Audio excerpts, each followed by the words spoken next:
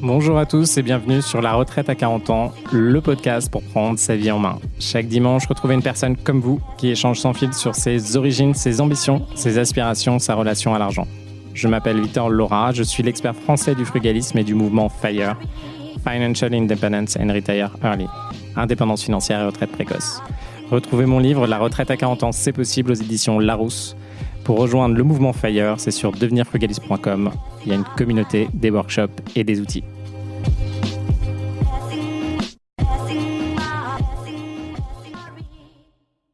Bonjour à tous et bienvenue dans un nouvel épisode de La Retraite à 40 ans. Aujourd'hui, je réponds à vos questions. Alors pour ceux qui ne le savent pas, moi c'est Victor, j'ai 38 ans, plus de 200 lots en immobilier. Donc ça représente pas mal d'immeubles, dont certains qui ont carrément 27 appartements d'un coup. Donc par exemple, ça c'est un immeuble que j'ai dans le Nord. Et sinon, je vous aide à faire la même chose. On signe entre 1 et 3 millions d'IMO par semaine. Et aussi, on reprend des boîtes. On vient d'envoyer une nouvelle offre cette semaine pour une reprise d'entreprise. Voilà ce que je fais. N'hésitez pas à me rejoindre si ça vous intéresse. Moi, mon objectif, c'est que vous puissiez avancer et surtout atteindre un degré de liberté financière et vous dégager d'une pression qui n'est pas forcément nécessaire autour de vous. Alors, les questions qui m'ont été posées, je les reprends et j'y réponds directement.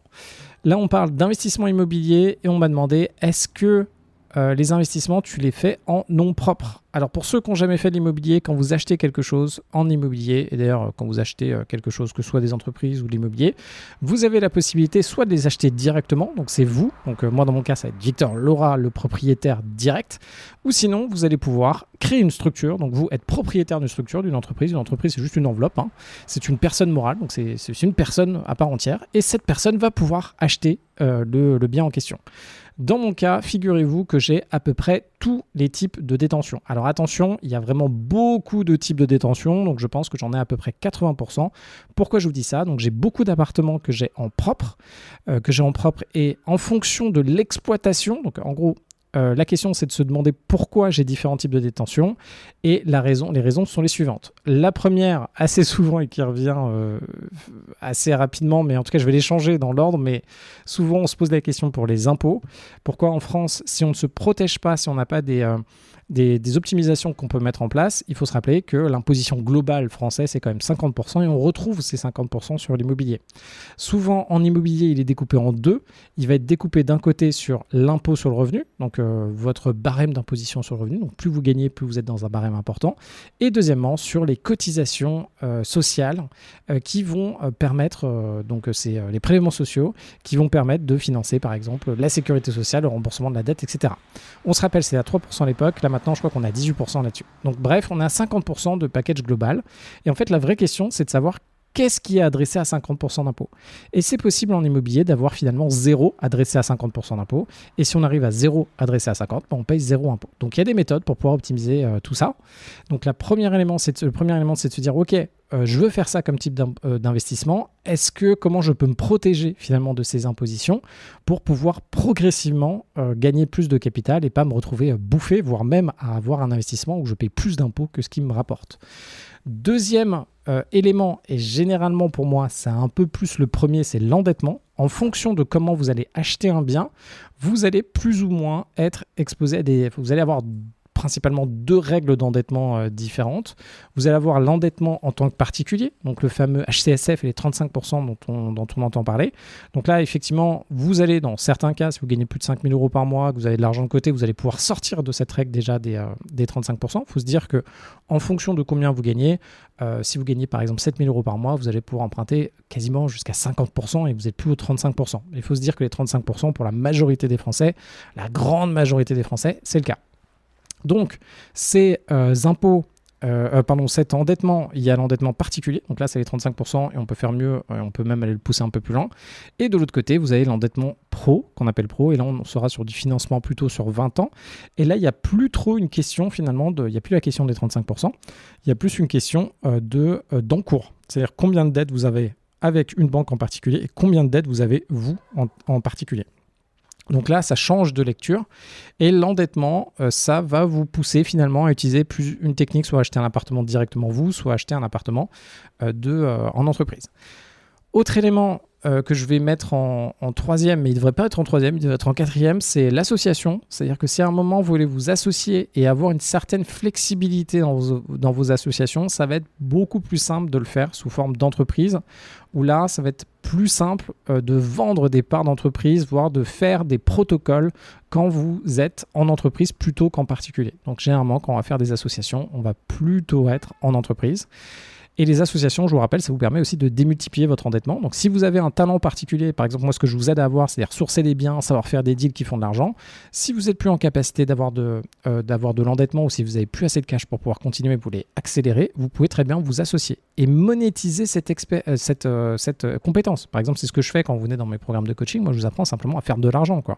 Et cette compétence-là, par exemple, demain, si vous avez des amis dans votre entourage, et ça marche beaucoup, par exemple, chez les gars de Google, vous apprenez avec moi, vous apprenez seul à trouver des biens qui sont rentables, à les gérer, etc. Et demain, ce que vous allez faire, c'est que vous allez faire des deals. Et cette compétence de trouver des biens qui sont rentables, vous allez pouvoir récupérer des parts d'entreprise, vous allez les associer. Les personnes vont apporter leur endettement, voire leur capital, et vous allez apporter votre expertise. Et ça, c'est fantastique, c'est une très bonne façon de continuer. Et moi, je vous encourage à le faire. Alors attention, dans les associations, il y a quand même une prise de risque supplémentaire.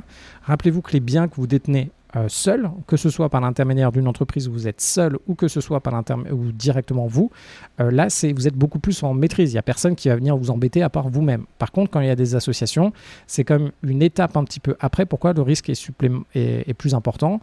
Vous ne pouvez pas vous assurer de vous couvrir contre déjà tous vos risques personnels, mais surtout les risques de la personne avec qui vous faites une association. Les cas classiques, héritage dans la famille de ceux avec qui vous êtes associés, veulent sortir du deal, mais vous n'avez pas le cash pour les sortir. Divorce de la personne avec qui vous êtes associé ou un mariage qui n'a pas été bien ficelé et du coup il va falloir vendre, vous allez vous retrouver dans des tumultes, etc. Donc les associations ont vraiment beaucoup de positifs. Je pense que c'est vraiment quelque chose à faire. Peut-être pas la première chose à faire au début, quoique quand vous n'avez rien, c'est peut-être le moment où il faut prendre beaucoup de risques. En fait, ça dépend de comment vous voulez gérer ça. Dernier point qui est sûrement un des plus importants, c'est aussi l'exploitation.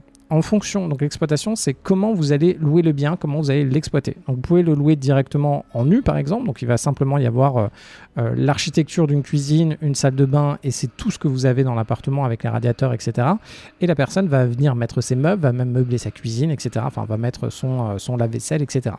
Ce type de location nue peut être fait par quasiment tout type de possession, que vous l'ayez vous en propre ou que vous l'ayez en entreprise, ça fonctionne. Par contre, si vous voulez faire du meublé, dans ce cas-là, le meublé, donc il y a un certain nombre de meubles, il y a une liste de meubles que vous devez fournir, ainsi qu'équipements, et bien dans ce cas-là, vous ne pouvez pas l'exploiter, par exemple, en SCI à l'IR, donc en société civile à l'IR. Pourquoi? Parce que l'exploitation meublée, c'est pas du civil, c'est pas une opération civile, du coup c'est une opération plutôt professionnelle, donc on change de case. Et après, il y a le Airbnb, ça fonctionne de la même manière, on ne peut pas le faire dans tous les cas. Donc ce qu'il faut retenir, c'est que l'exploitation va vous pousser finalement à vous structurer d'une certaine manière et à acheter le bien d'une certaine manière pour pouvoir avancer.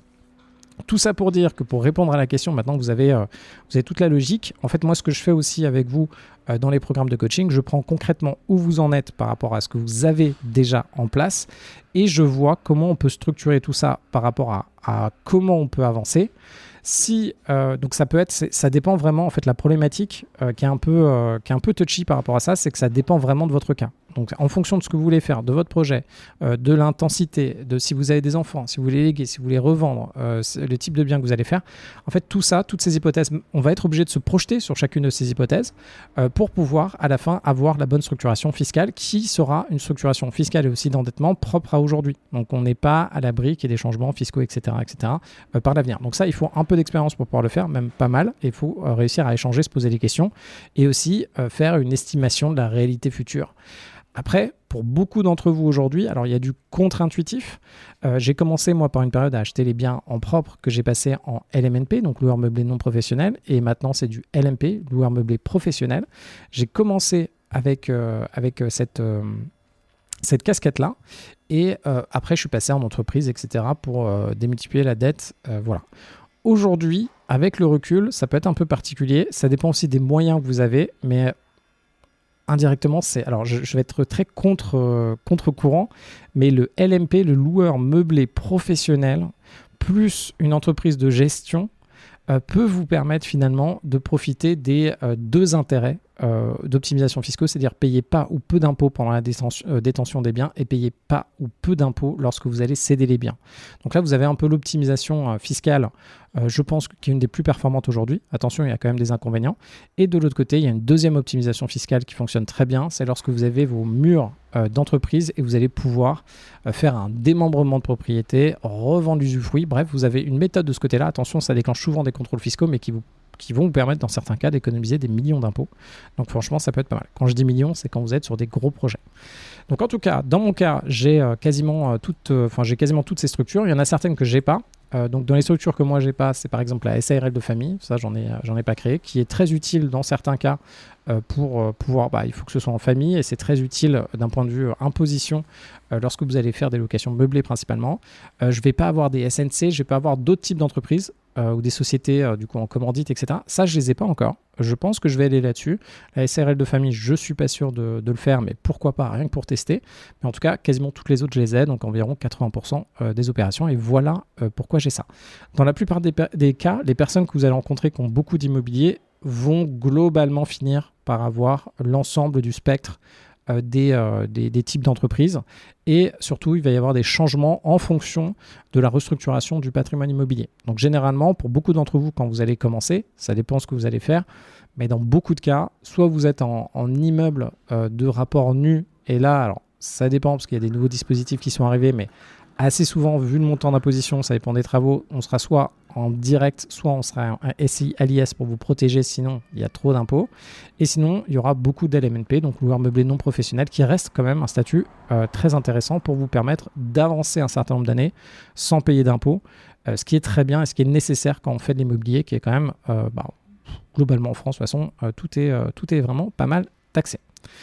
Autre élément qu'on va se poser, c'est par exemple, là, si vous me dites, donc voilà, j'ai eu Dany, j'ai eu Razak, j'ai eu Titi, j'ai eu H, j'ai eu Nawaz qui m'ont posé comme question, écoute Victor, moi j'ai envie de gagner X euros par mois grâce à l'immobilier, combien je dois investir? Donc là, je vais prendre le cas concret, donc je vais vous redonner un petit peu des éléments pour que vous puissiez chiffrer finalement quel est le montant qui est nécessaire pour que vous puissiez vous en sortir. Il y a un truc qui est assez intéressant dans l'immobilier. Vous vous rappelez de la règle des 4%, la règle Fire. La règle des 4%, la règle Fire, ce qu'on est en train de dire, c'est une étude des années 90 qui nous dit, bref, on peut faire net d'inflation chaque année 4% de retour sur ses investissements. Net d'inflation et même net d'impôt. Donc ça, c'est un peu l'idée. Vous pouvez regarder en détail l'étude qui met des éléments et puis des prises de participation entre des obligations, des actions, etc. En gros, ce que ça veut dire, c'est que si vous voulez gagner 2 000 euros par mois, vous prenez ces 2 000 euros par mois, vous faites x12 pour l'avoir à l'année, ça fait 24 000. Et là, vous divisez par 4%, parce que vous voulez que ces 24 000, c'est ce que vous touchiez à l'année. Ça revient à multiplier par 25, parce que 1 sur 4, ça fait 25. Et du coup, ça vous fait 600 000 euros. Donc, si vous avez 600 000 euros placés à 4% net d'inflation, c'est-à-dire que vous allez couvrir la hausse des prix, et net de fiscalité, 600 000 euros investis, ça vous permet d'avoir 2 000 euros par mois. Et il y a un truc qui est fantastique aujourd'hui en immobilier, c'est qu'effectivement, on peut faire la même chose, mais du moins récupérer du 4% de cash flow avec du 110% de dette. Alors, je reprends sur certains termes. En fait, donc en gros, si on veut gagner 2 000 euros par mois, grâce à l'immobilier, il faut investir 600 000 euros. Voilà, c'est ça que ça veut dire. Et je vais reprendre les termes dont je viens de vous parler. Le premier terme, c'est le 4% c'est le 110% de dette. Le 110% de dette, qu'est-ce que ça veut dire? Si aujourd'hui, vous achetez un appartement à 200 000 euros, vous allez avoir à peu près 8% de frais de notaire, donc c'est 16 000 euros. Vous allez avoir à peu près 3 000 euros de frais de notaire. Et en gros, rien que ces éléments-là, si vous prenez un appartement, vous allez devoir financer un appartement à 219 000 euros. Et là, on se rend compte que ces 219 000 euros, c'est 19 000 euros supplémentaires. C'est grosso modo, ça va être du 10% supplémentaire par rapport au prix d'appartement. Et attention, dans l'immobilier, il y a un truc qui est un peu qui est contre-intuitif. C'est lorsque vous achetez un appartement, le jour où vous signez la signature de votre appartement ou de votre immeuble, etc., vous êtes finalement en capital négatif parce que les impôts sont passés par là et vous avez du coup payé 8% de taxes. Et ces 8% de taxes vous font que vous avez perdu 8%. Donc si vous achetez un appartement à 1 million d'euros, vous avez perdu 8% d'1 million d'euros lorsque vous faites votre acquisition. C'est un peu contre-intuitif et du coup, il va falloir qu'on aille rechercher cet argent-là. Donc les 110%, ça va être finalement de couvrir les frais de notaire et les frais bancaires. Moi, je vais même faire plus. ça dépend comment on structure ça, mais en tout cas, je vais englober tous les coûts, parce que potentiellement, on peut avoir 30 000 euros de travaux. Donc, prenons un appartement qui vaut 200 000 euros, on fait 16 000 euros de frais de notaire, 3 000 euros de frais bancaires. Dans les frais bancaires, je ne vous l'ai pas dit, mais on retrouve en fait la couverture de la banque, qui va soit demander à un organisme de cautionnement, de se porter garant pour vous, soit prendre une hypothèque, c'est-à-dire, grosso modo, le bien ne vous appartient plus, il appartient à la banque, tant que vous ne l'avez pas remboursé. Et enfin, les 30 000 euros de travaux. Donc un bien à 200 000 euros va vous coûter 250 000 euros si vous voulez bien l'exploiter, etc. Le vrai truc, et nous, comment ça fonctionne de ce côté-là, ce qu'on va avoir, c'est qu'un appartement comme ça, on va pouvoir le louer 2 600 euros par mois, on va avoir du 400 euros par mois de chauffage, charges copro, etc. On va avoir du 125 euros de taxes foncières. On va avoir du remboursement d'emprunt de 1 232 euros pour un projet à du 250 000 euros. Dans les charges, on va aussi mettre l'assurance P&O, etc., etc. Ce qui fait que sur 2 600 euros de loyer, on va avoir 843, 830 euros de cash flow. Et là, on arrive à ce qui s'appelle notre rendement brut. Notre rendement brut, c'est-à-dire que sur un bien qui coûte 249 000 euros, on va réussir à en tirer plutôt à notre cash flow, c'est-à-dire que sur un bien qui vaut 250 000 euros, on va réussir à tirer du 830 euros par mois, du 840 euros par mois. Et là, ce qui est intéressant, c'est que ce dont je vous parlais tout à l'heure, là, vous avez un exemple concret de quelque chose où on fait du 4% de cash flow. Donc le 4% de cash flow, c'est-à-dire qu'on va mettre une somme et on va réussir à récupérer, comme des dividendes, tous les mois, 4% sur la somme qui est investie. Donc ça, ou 4% à l'année, ça revient au même, 4% à l'année. Alors, ça ne va pas exactement même 4% par an sur le montant qu'on a investi et on divise par 12 et ça nous fait ce qu'on touche par mois.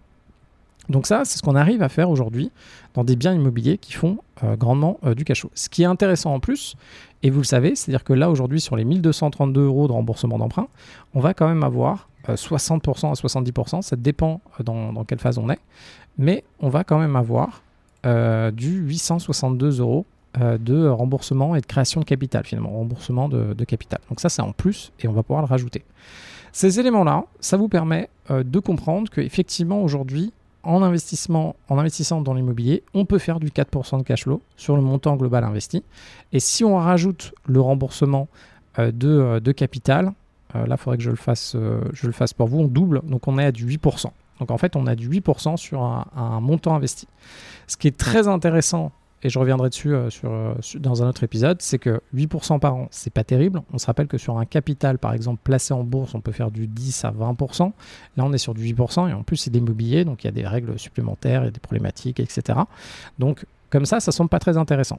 Par contre, en immobilier, ce qui est intéressant, c'est qu'on peut mettre, là, on fait du 4%, donc on fait même du 8% par an, sans mettre 1 euro de notre poche. C'est-à-dire qu'on finance la totalité de l'investissement, voire on finance un tout petit peu en mettant les frais bancaires, etc. Ce qui fait que par an, finalement, sur notre capital, donc sur les 1 000 euros qu'on va déposer ou sur les 10 000 euros qu'on va mettre sur un deal, on va réussir à faire du 100%, 300%, 1000% par an. Et c'est ça l'intérêt de l'immobilier, c'est juste ça l'intérêt de l'immobilier, c'est de réussir à atteindre ces fameux 1000% de rentabilité sur un investissement, ce qu'on a indirectement dans les startups. Hein. On a exactement les mêmes types sur les startups. Donc dans l'immobilier, on gagne autant que dans les startups. C'est ce qu'il faut garder en tête et c'est que grâce à la dette.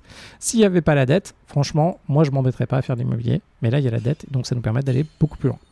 Du coup, pour revenir à notre question de notre très cher Dany, de notre Razak, de notre Titi, de notre H et de notre Nawaz, on va revenir. Qu'est-ce qu'ils veulent par mois? Dany veut 3 000 euros par mois. Du coup, à l'année, ça fait 36 000 euros. Ça veut dire qu'il faut qu'on aille chercher 900 000 euros d'investissement. Razak, il veut 7 000, ça fait 84 000 à l'année, ça fait 2 100 000 à aller chercher en investissement. Titi, il veut 4 000, ça fait 48 000 euros à l'année, ça fait 1,2 million d'investissement. H, il veut 30 000, ça fait 360 000 à l'année, et ça fait 9 millions d'investissement. Nawaz, il veut 5 000, ça fait 60 000 euros à l'année, ça fait 1,5 million d'investissement. Et là, une fois qu'on sait ça, la prochaine question qu'ils m'ont posée, c'est comment on fait? Et bien, le premier truc, c'est de trouver un projet type. Prenons le cas de Nawaz. Nawaz, il veut 5 000 euros par mois de cash flow. Ça veut dire 60 000 à l'année, ça veut dire 1,5 million d'investis. Et on va chercher dans un premier temps un projet type. Et dans son cas, on va regarder ce qu'il peut emprunter le plus simplement possible. Si c'est 200 000 euros de valeur pour un appartement, on va aller chercher à faire des appartements rentables à 200 000 euros. Et là, une fois qu'on en a fait un et qu'on sait qu'on peut le financer une fois, voire plusieurs fois, on va le multiplier. Dans son cas, il faudra qu'on en achète 8. Et il est juste à 8 appartements. Alors ça peut paraître un peu bullish, un peu intensif quand on commence.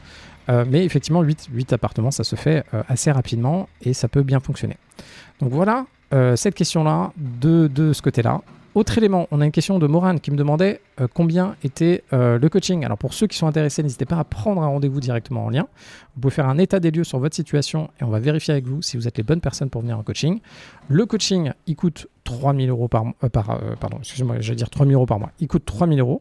Le coaching coûte 3 000 euros. Qu'est-ce que ça inclut ce coaching-là? Ça inclut simplement, dès que vous rentrez dans le coaching, tout de suite, vous êtes avec moi, on fait un premier call, on fait l'état des lieux d'où vous en êtes, on clarifie directement votre situation, vos projets, on voit quels sont vos points bloquants pour faire une opération immobilière. Suite à ça, on fait votre stratégie, donc en fonction de combien vous voulez gagner, que ce soit du 1000, du 5000, du 10 000, voire plus, on fait la bonne stratégie en face pour atteindre votre objectif. Et par la suite, je trouve directement un deal qui est rentable pour vous par rapport à votre stratégie que vous avez à visiter. Une fois que vous l'avez visité, on analyse le deal ensemble, donc dans le détail, et après on fait les offres et on signe le deal, ou sinon on repart sur d'autres deals. Voilà exactement ce que vous avez, et ça vous permet, dans pas mal de cas, en 14 jours, d'avoir un bien qui est acheté. Donc tout de suite, on règle votre problématique, et surtout, ça va être des deals qui vont vous rapporter du 1000 à 2000 euros par mois.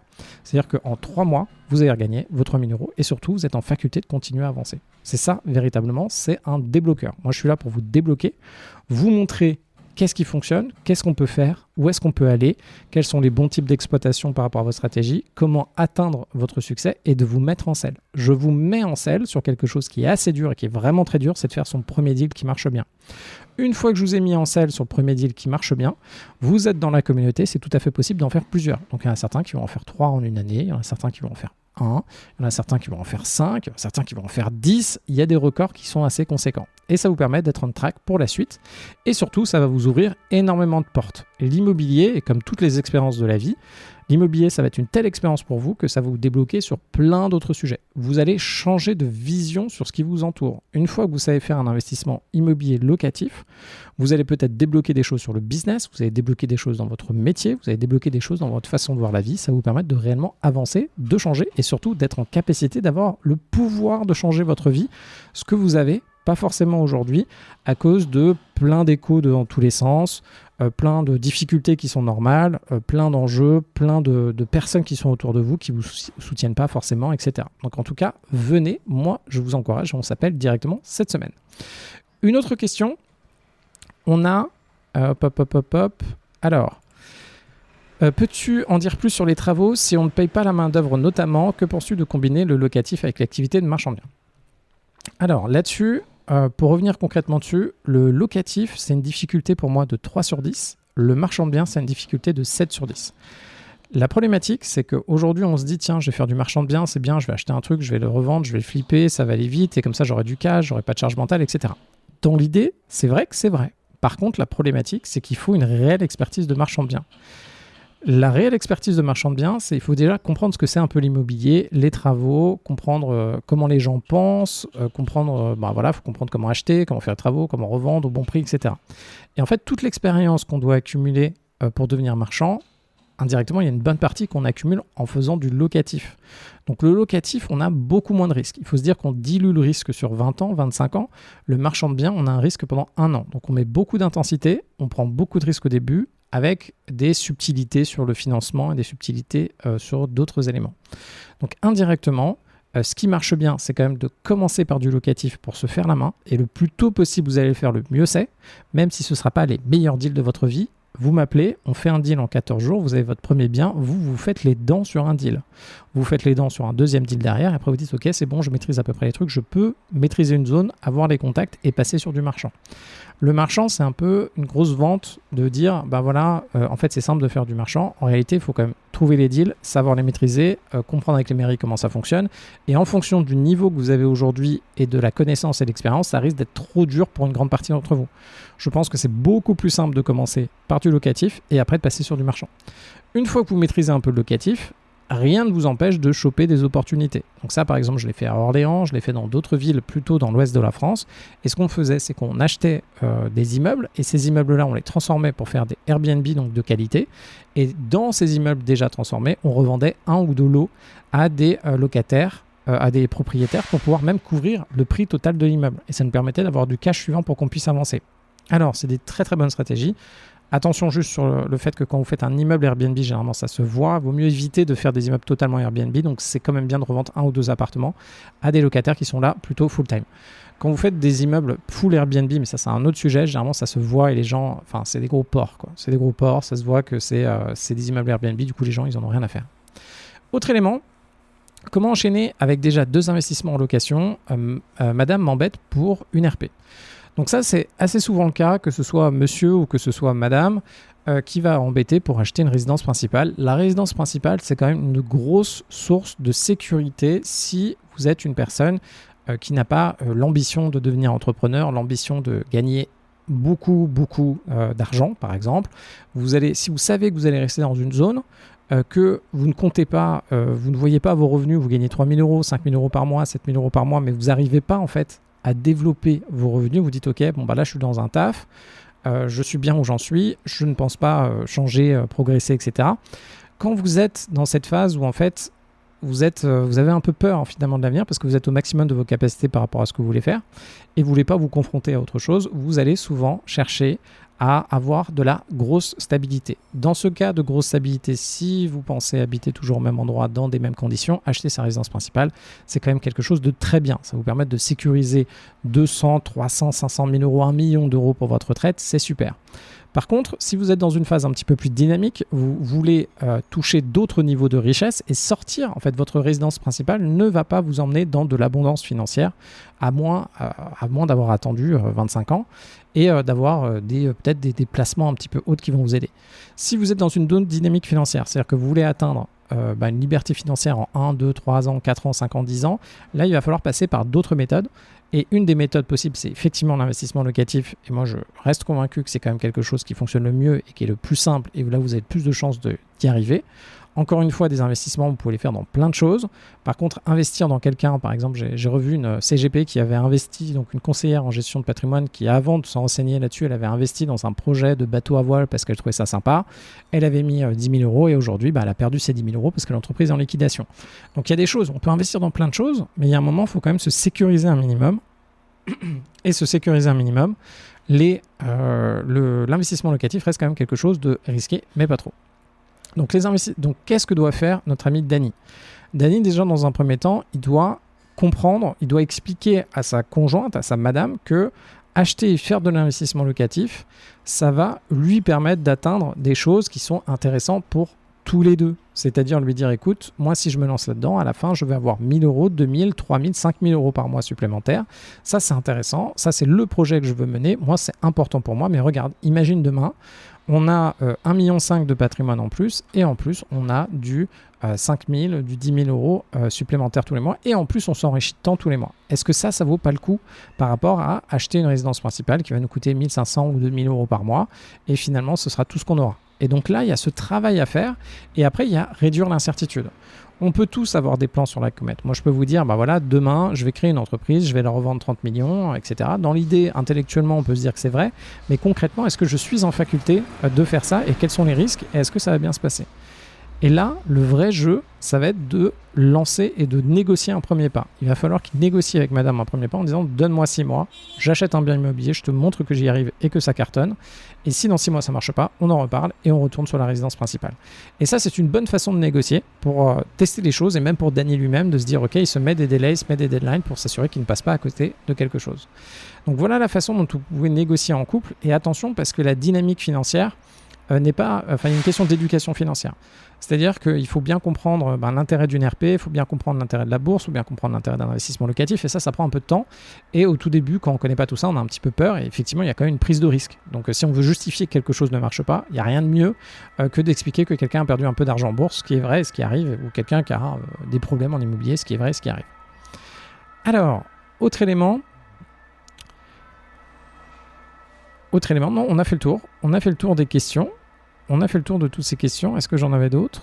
Voilà, on a fait le tour de toutes ces questions et je vous remercie pour avoir écouté ce podcast. Je vous remercie pour vos nombreux messages que j'ai sur LinkedIn et que j'ai sur Insta. Je sais qu'il y en a beaucoup qui écoutent tous les jours ce podcast. Merci à vous. Vous me donnez de l'énergie pour continuer et je vous dis à très vite pour un prochain épisode.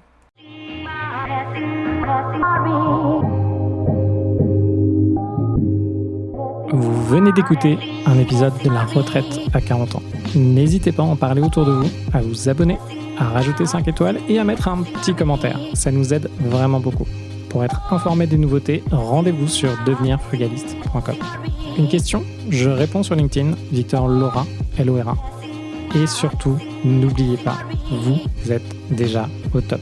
À très vite.